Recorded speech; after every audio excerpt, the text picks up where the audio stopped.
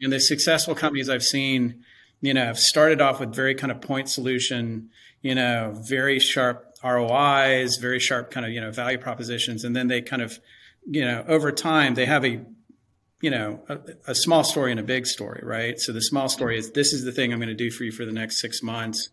This is the big story. You got to have both, because if you only come in there with a small story, the people like me will be like, well, this is going to be very point solution. I'm going to have to maintain it.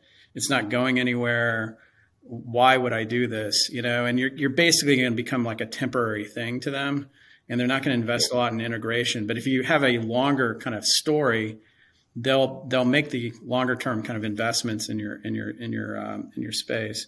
Well, I'm just going to add to that, because I think it's a super important point you're making. And I think, and you've had the front row seat on DexCare longer than I have, that I think that's exactly what we're doing with it here, and able to come in a certain service line, then sell the larger platform. What that also does, though, is it does create a very uncomfortable situation for a lot of entrepreneurs. And this is where I think, to be successful with health systems in particular, you've got to get over it, which is because you have to do exactly what you said on both vectors, you have to co-design that future with them.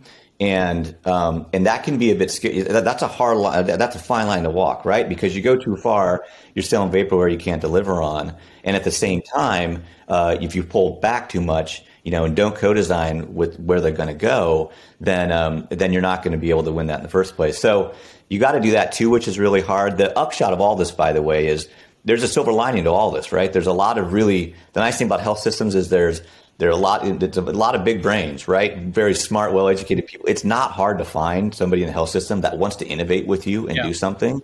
Now, whether or not they have budget, which is why you got to get the other 100. But if you do the work, like the entry points can be actually quite easy.